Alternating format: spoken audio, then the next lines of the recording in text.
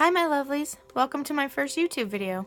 My name is April and I'm here today to talk to you about muscular sclerosis.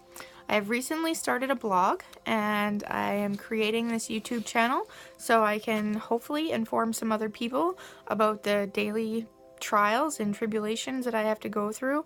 I am 36 and a wife of a loving husband, a mother of two. I have a 15-year-old daughter and a 6-year-old son. And this year, on April 21st, I was diagnosed with relapsing remitting multiple sclerosis. I have prepared a bit of a speech so I don't forget what I'm talking about or where I'm going with all of this. Multiple sclerosis is an autoimmune disease that attacks your central nervous system, which can affect your brain, your optic nerve, and your spinal cord. This disease can affect your vision, your hearing, balance, speech, and mobility.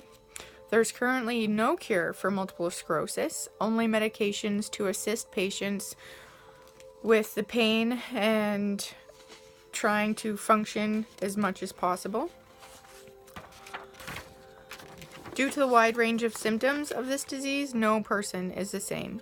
This is also called a snowflake disease, which makes this disease really difficult to recognize and diagnose. This is usually done with either a brain or spinal MRI. This also includes things called flares, which is when your symptoms get worse. Generally, these last for about 24 hours, and it can make your symptoms slightly worse or really worse. All triggers of flares are different for every person, and stress is a huge trigger for flares. There are 4 types of MS.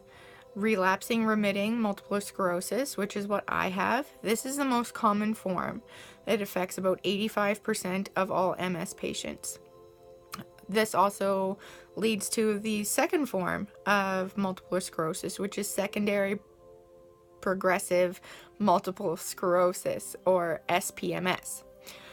Primary progressive MS is a type, it's not very common, but it occurs in about 10% of all MS patients.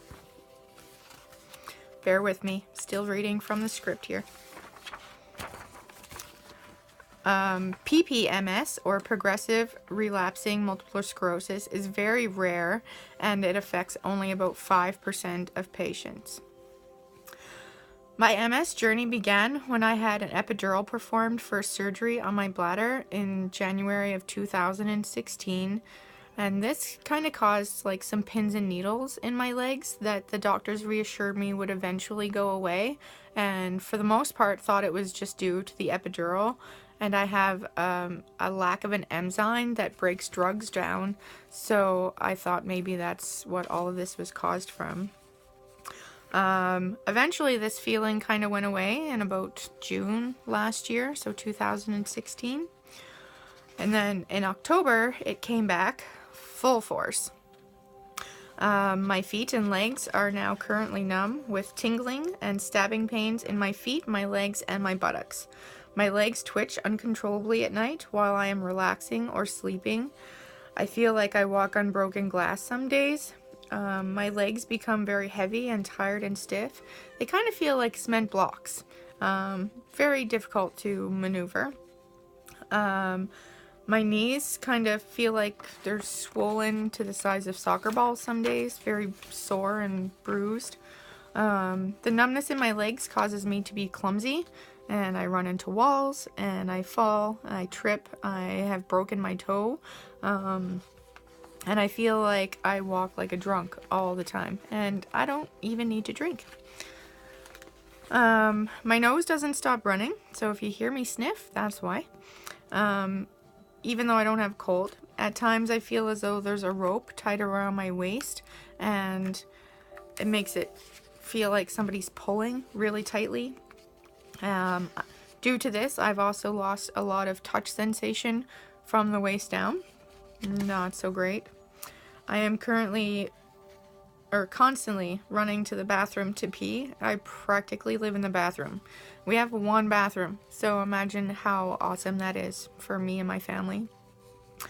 I tire very quickly and I have difficult sleeping at night.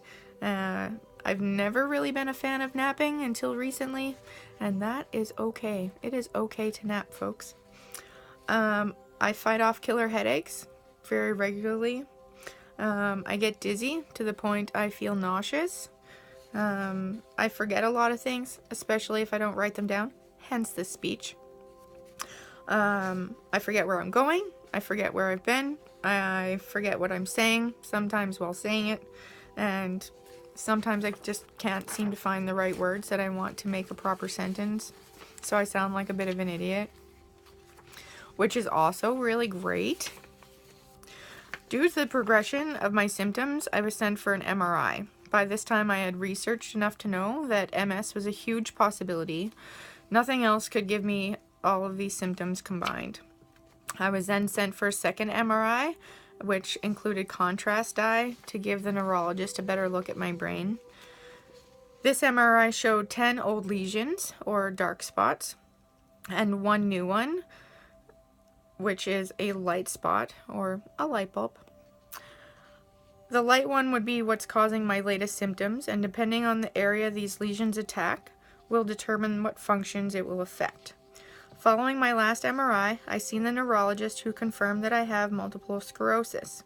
According to the doctor, I am still considered the low end of the spectrum, which I totally understand because there are so many symptoms and so many other people going through the same thing as me, just way worse. So I am very grateful for the symptoms that I do have and for the mobility I still have as well. I am now waiting on an appointment for the MS clinic in Edmonton and awaiting to find out my treatment plan, which I will keep you all updated on.